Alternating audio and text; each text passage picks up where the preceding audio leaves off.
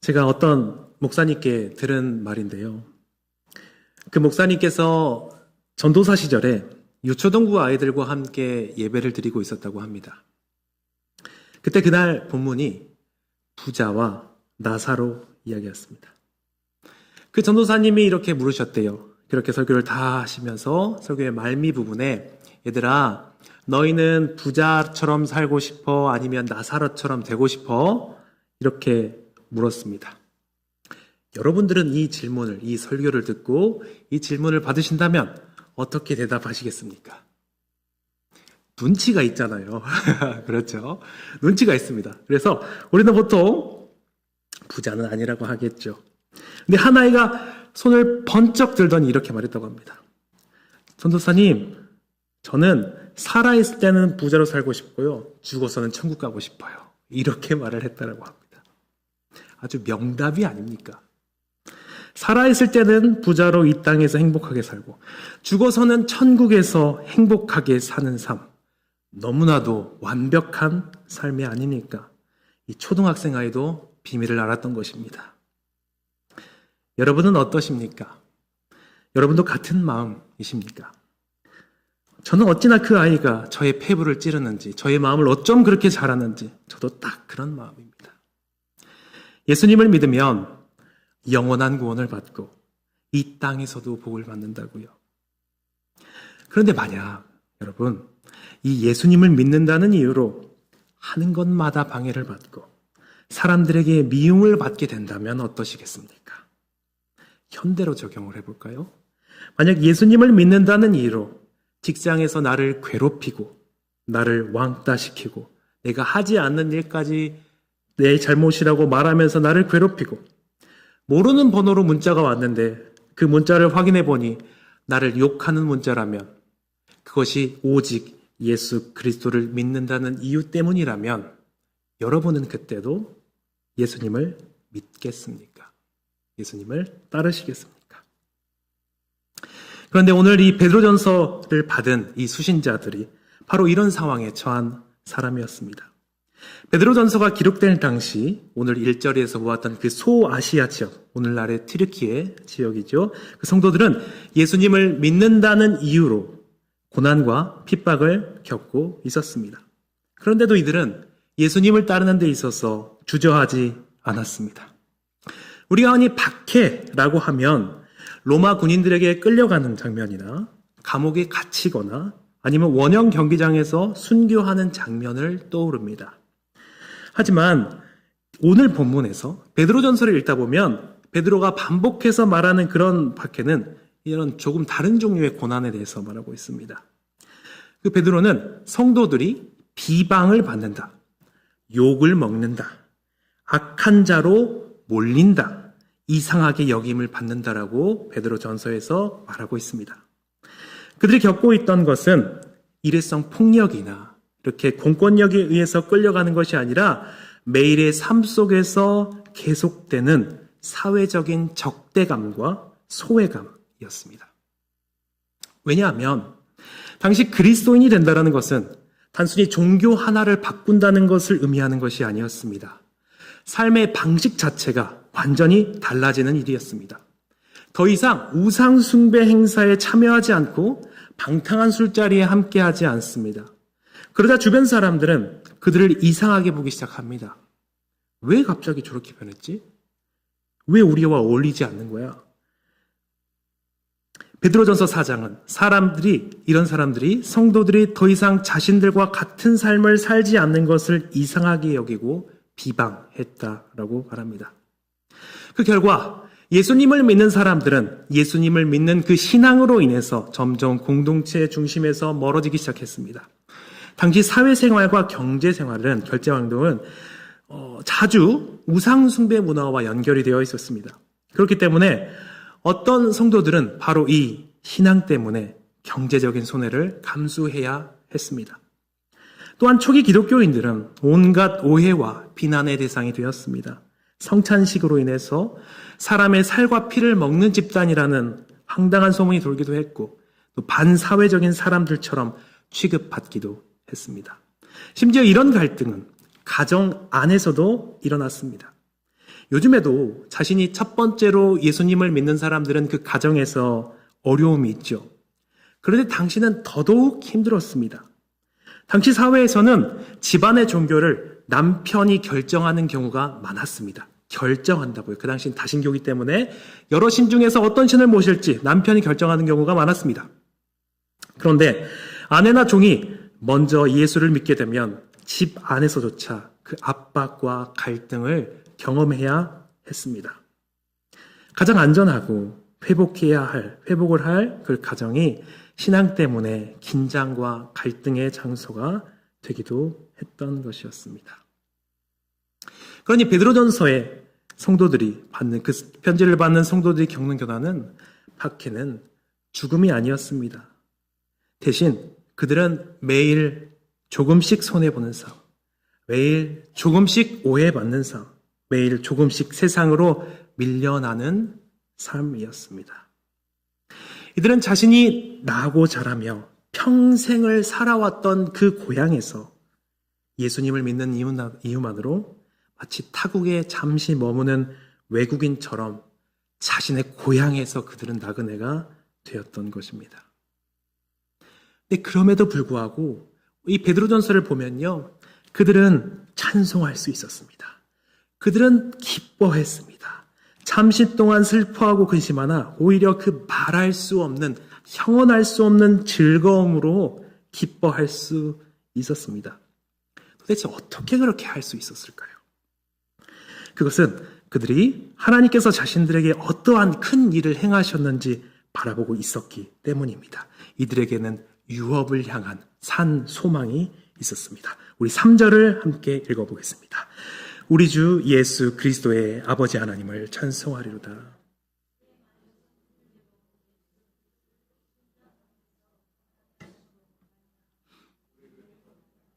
산 소망이 있게 하시며.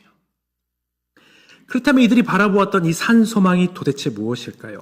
에드먼드 클라운이라는 학자는 이 산 소망을 결코 흔들리지 않는 확실한 소망이라고 말합니다. 세상에 모든 소망들이 있습니다. 그런데 이 소망들은 바라는 것, 그러니까 확률과 가능성에 기반합니다. 내가 하는 사업이 잘 되기를 소망합니다. 내가 산 주식이 오르기를 소망합니다. 내가 하는 노후의 대비가 나의 노년을 안락하게 보낼 수 있게 만들기를 바랍니다. 그러나 이 소망이 과연 100% 확실하다고 말할 수 있겠습니까? 내가 아무리 노력한다 할지라도 나의 사업은 좌초될 수 있습니다. 세계 경제 상황에 따라서 내가 산 주식이 내려갈 수 있습니다. 병에 걸려서 내가 한 노후 대비가 완전히 망가질 수도 있습니다. 우리는 소망을 가지고 열심히 일하지만 그것이 반드시 될 것이라고 확신할 수 없습니다. 그러나 오늘 베드로전서에서 말하는 산 소망은 100% 확실하다는 겁니다. 절대로 바뀌지 않는다는 것입니다. 왜냐하면 이 소망의 토대가 삼위일체 하나님과 예수 그리스도의 사역을 통해서 이루어졌기 때문입니다. 하나님께서는 이 소망의 근본 되시는 사건을 시간 속에서 고정시키셨습니다. 그래서 우리의 소망이 절대로 흔들리지 않게 토대를 놓으신 것입니다. 우리가 가지는 그 소망이 살아있는 소망, 100% 확실한 소망이라고, 반드시 이루어질 소망이라고 되게 하신 것이죠. 그렇다면 이 소망이 무엇일까요? 삼위일체 하나님이 우리에게 주신 완전한 구원입니다. 이것을 오늘 본문에서는 또한 다른 말로 유업이라고 표현합니다. 우리 4절을 함께 읽어보겠습니다. 썩지 않고 더럽지 않고 쇠하지 아니할 유업을 잊게 하시나니 곧 너희를 위하여 하늘에 간직하신 것이라. 이 유업은 출애굽기에서 이스라엘에게 주시기로 한 그 가나안 땅을 말할 때 그런 가리키는 단어입니다. 이처럼 신약시대의 유업은 하나님 나라이며 하나님 나라에 속한 모든 것입니다. 우리 주 예수 그리스도께서 큰 영광과 권능으로 이 땅에 다시 오실 때에 새 예루살렘이 이 땅에 내려오고 새 하늘과 새 땅이 이루어지는 바로 그때 예수님이 부활하신 것처럼 우리 또한 부활하게 되고 그리고 새 하늘과 새 땅에 속한 모든 것이 우리의 것이 되는 것입니다. 그리고 무엇보다 우리가 받을 가장 큰 유업은, 가장 위대한 유업은 바로 하나님 아버지를 나의 아버지로 온전히 누리는 것입니다. 세상에서는 나그네라고 손가락질 당하고 외면당하지만 그 나라에서는 우주의 창조주이신 하나님께서 우리를 품으시며 말씀하실 것입니다. 너는 내 아들이다. 너는 내 자녀다. 너는 내 딸이다. 우리는 그때 그분을 대면하고 그분의 사랑을 막힘없이 누리게 될 것입니다. 그분은 우리를 위로하실 것입니다. 그분으로 인해서 우리가 이 땅에서 가졌던 모든 의무는 해소될 것이고 우리의 모든 걱정과 근심은 사라질 것입니다. 우리의 모든 눈물이 그분이 닦아주실 것입니다. 하나님께서는 우리에게 단지 아름다운 나라를 주시는 데서 끝나지 않으실 것입니다. 하나님 자신을 우리의 영원한 기업으로 주십니다. 하나님 안에 있는 모든 복과 영광을 자녀로서 누리게 하시고 영원히 하나님과 함께하는 것, 그것이 바로 우리가 받을 가장 큰 위대한 유업입니다. 그리고 바로 이 유업을 하나님께서 간직하셨다라고 합니다. 또 여기서 주목할 지점은 4절에서 너희를 위하여 간직했다라고 하는 겁니다. 지금까지 베드로는 우리 주, 우리를 거듭나게 하사라고 말하면서 우리라고 말을 했어요. 그런데 이 유업을 말하면서 너희를 위하여라고 말합니다. 이것은 강조하는 것이죠. 단순히 야 우리 모두의 것이야 라고 하면은 아무의 것도 아니잖아요. 그런 것처럼 느껴지잖아요. 그런데 바로 이 유업을 말하면서 너의 것이야. 이 유업은 전요한 너의 것이야. 이 유업은 나의 것이야 라고 하나님께서 베드로를 통하여 강조하여 말씀하시는 것입니다. 바로 이 나를 위해서, 그 개인을 위해서 썩지도 않고 더럽지도 않고 쇠하지도 않는 그 유업을 하나님께서 친히 예비하셨고 지금도 안전하게 보존되고 있다고 말하는 거예요. 이 말이 무슨 말입니까? 이 말이 무슨 말입니까? 이 땅이 끝이 아니라는 겁니다. 진짜는 따로 있다는 거예요. 이 베드로전서의 수신자들은 자신들이 받는 고난과 고통이 있기에 때로는 근심하지만 이 땅은 잠시이며 그들이 받을 유업에 대한 소망으로 기뻐했다라는 것입니다. 그런데 여러분, 솔직히 오늘 베드로전서의 말씀이 여러분의 마음에 절절하게 와닿으십니까? 우리도 이 땅에서 하나님 나라를 향해 가는 나그네이죠. 그런데 솔직히 잘 와닿지 않을 것 같아요. 왜냐하면 이 시대 성도들은 예수님을 믿는다는 이유 하나만으로 욕을 먹기도 하고 따돌림을 당하기도 하고 미움을 당하기도 하고 심지어 법적인 불이익을 받기도 했습니다. 그 당시 시대 성도들은요. 그런데 오늘은 어떻습니까? 예수 믿는다고 누가 감옥에 가던가요? 직장에서 잘립니까? 누가 괴롭힙니까? 아닙니다. 우리는 그 당시 사람들처럼 예수님 때문에 이런 고난을 당하지 않습니다. 그래서 이 설교의 내용이, 이 말씀의 내용이 나랑 상관없는 먼 이야기처럼 들립니다. 네, 그런데도 정말 우리에게는 예수님 때문에 당하는 고난이 아예 없을까요? 우리가 참 좋은 시대에 태어나서 아무런 영적 전투도 없는 평안한 삶을 사는 것일까요? 저는 그것은 아니라고 생각합니다. 형태가 바뀌었을 뿐입니다. 우리가 이 땅에서 타협하지 않고 진짜 그리스도인답게 살아가려고 한다면 오늘날에도 우리에게 반드시 찾아오는 그 미묘한 박해라고 부르고 싶습니다. 그 미묘한 박해가 있습니다. 오늘 우리는 로마 시대에 살았던 사람들처럼, 그런 성도들처럼 대놓고 멸시와 악의를 느끼지 않습니다. 경험하지 않습니다. 왜냐하면 현대사회는 어떤 이의 신념에 있어서 대놓고 비난한다는 것은 엄청난 모욕이기 때문에 그렇습니다. 그래서 보통 우리가 기독교를 욕하는 것들을 어디서 보게 됩니까? 익명성이 보장되는 인터넷에서 보게 되죠. 인터넷에서나 이런 원색적인 비난을 듣지 사회적으로 금기시되기 때문에 우리가 사는 현실에서는 예수님을 믿는다는 이유로 멸시와 비난을 당하지는 직접적으로 듣지는 않습니다. 또 그리고 의외로 우리가 살아가는 현대는 이 세상은 종교 자체를 반드시 싫어하지 않습니다. 그런 사람들은 적죠. 오히려 현대인들은요, 무해한 종교는 좋아합니다.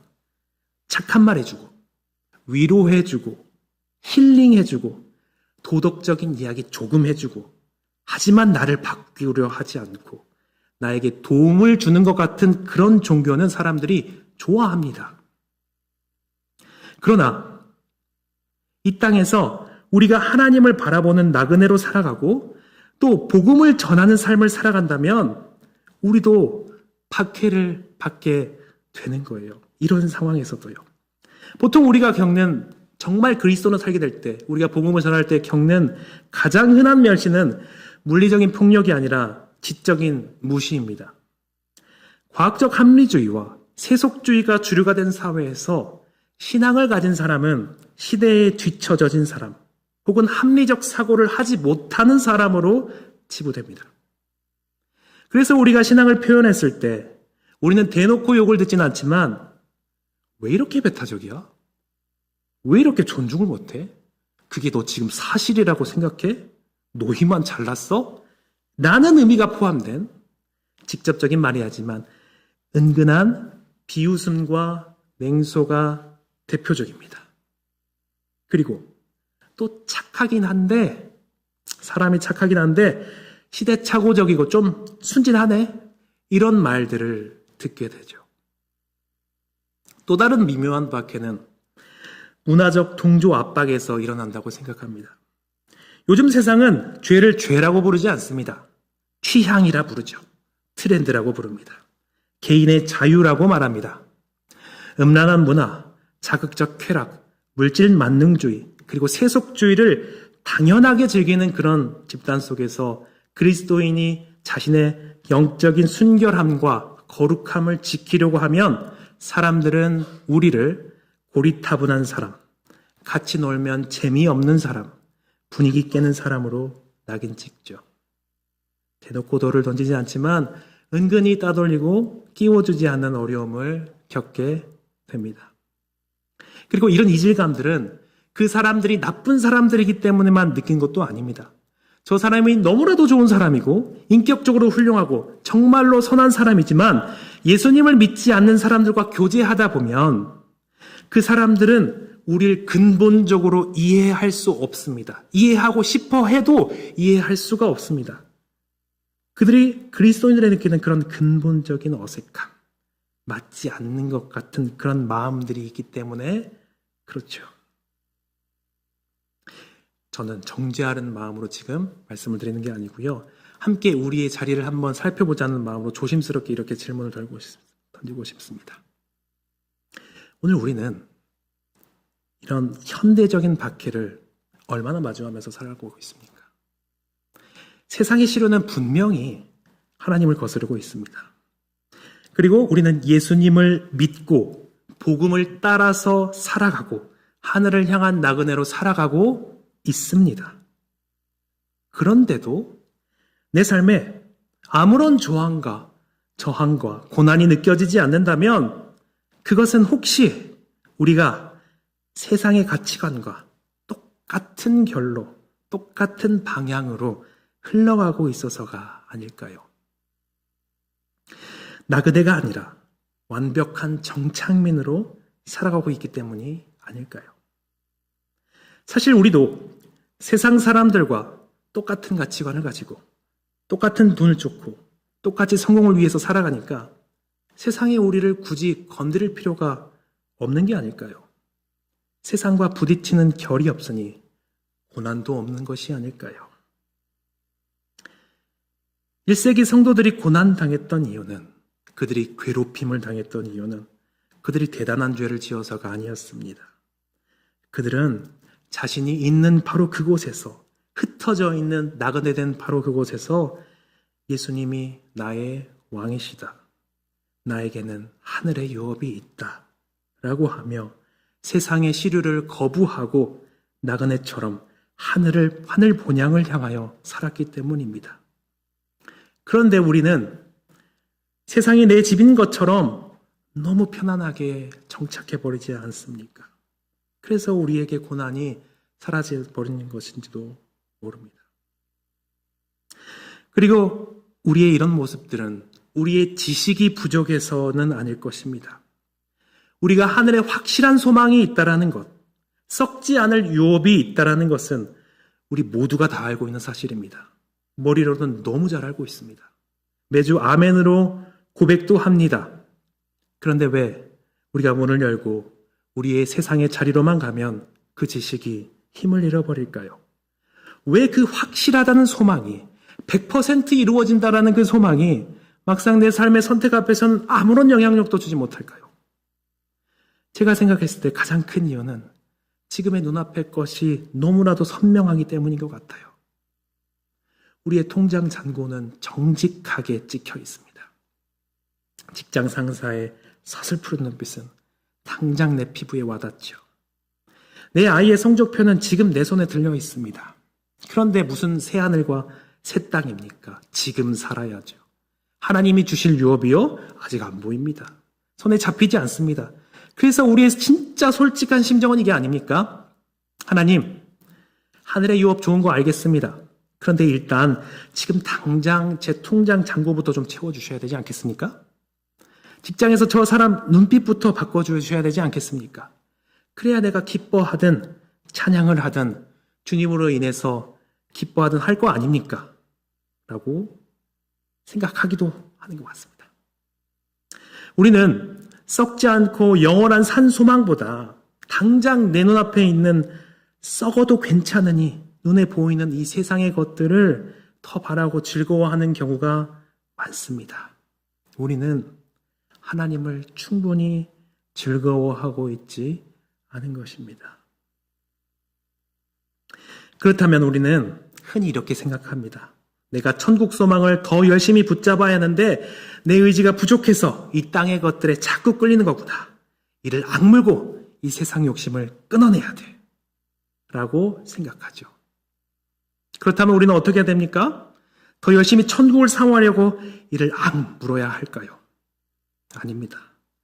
이 땅을 나그네처럼 하나님께서 우리를 구별하신 그 나그네처럼 살아가는 것은 내 의지와 노력으로 되는 것이 결코 아닙니다. 딱 한 가지 방법밖에 없습니다. 그것은 온 세상의 주인이시지만 우리를 위해서 나그네가 되신 예수 그리스도를 바라볼 때 가능합니다. 그분은 하나님이셨습니다. 그분은 우리를 너무나도 사랑하셔서 죄인인 우리를 구원하시고자 자신의 모든 것을 비우고 이 땅에 내려오셨습니다. 그분은 우리에게 산 소망과 유업을 주시고자 이 땅에서 수없는 오해와 역경을 만나시고 결국에 십자가에서 지옥과 같은 고통을 당하시면서 결국 나그네로서의 삶을 마무리하셨습니다. 그리고 부활하셔서 본향에 이르러 그분을 바라보는 모든 나그네에게 본향에 갈 수 있는 확실한 산 소망과 유업을 증명하셨습니다. 우리는 우리의 열심과 의지가 아니라 나의 노력도 필요하겠지만 그 예수님, 온 세상의 주인이시지만 우리를 위하여 나그네가 되신 그 예수 그리스도를 바라볼 때 그것이 우리의 마음에 가득 찰 때 우리는 비로소 편안한 정착민의 균열이 가기 시작합니다. 나를 위해 완벽하게 일하시는 그 하나님의 크심이 압도되어서 하나님이 커지실 때 우리 안에 올바른 정체성과 올바른 삶의 방향이 회복되기 시작하는 것입니다. 말씀을 정리하겠습니다. 우리는 지금 예수님 때문에 피를 흘리거나 감옥에 갇히는 시대에 살고 있지는 않습니다. 그래서 이 베드로전서의 말씀이 때로는 나와 상관없는 먼 나라 이야기처럼 들릴 수도 모릅니다. 그러나 이제 우리는 내 눈앞에 있는 현실보다 더 크신 하나님을 바라봄으로써 예수님 때문에 자발적인 나그네의 삶을 선택해야 합니다.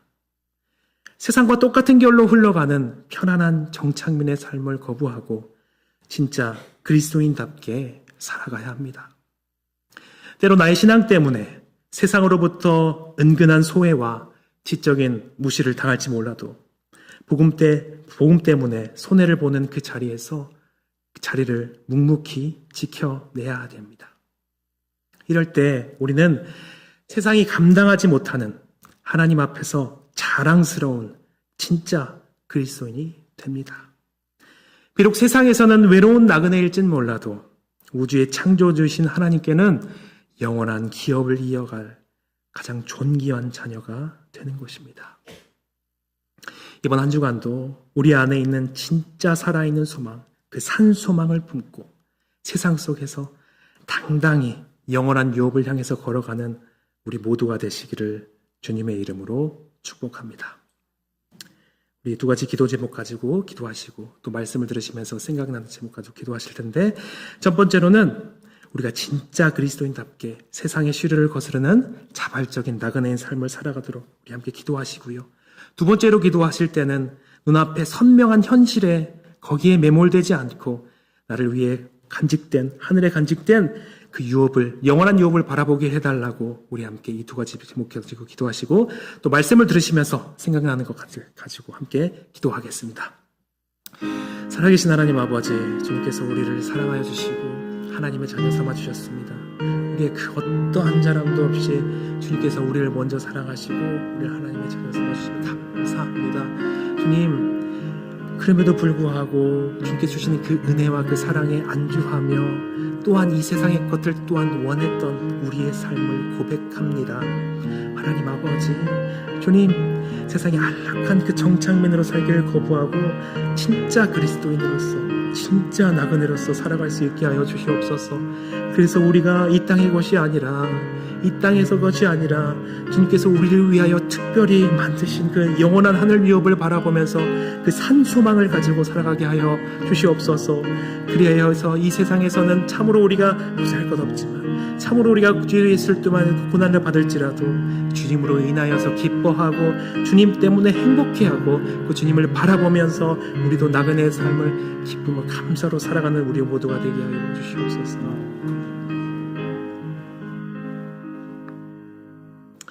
하나님 아버지, 세상에서 고난받기 싫어서 세상 사람들과 똑같은 가치관으로 그 흐름에 따라서 살아왔던 것을 고백합니다. 우리가 우리를 위해 하늘을 보존해 두신 그 영원한 유업을 바라보게 하여 주시옵소서. 또한 우리의 눈을 들어서 나를 위해 일하시는 그 하나님의 크심을 바라보게 하여 주옵시고 우리 안에 100% 확실한 산소망이 회복되게 하여 주셔서 주님, 우리가 온전히 주님을 기쁘시게 하고 또한 이 세상의 빛과 소금의 역할을 하는 나그네로 살게 하여 주시옵소서. 이번 한 주간 세상 밖으로 나갈 때에 기꺼이 자발적인 나그네의 삶을 선택하게 하시고 세상의 냉소와 불이익 앞에서도 승리하는 거룩한 나그네들이 되게 하여 주옵소서. 예수 그리스도의 이름으로 기도드립니다.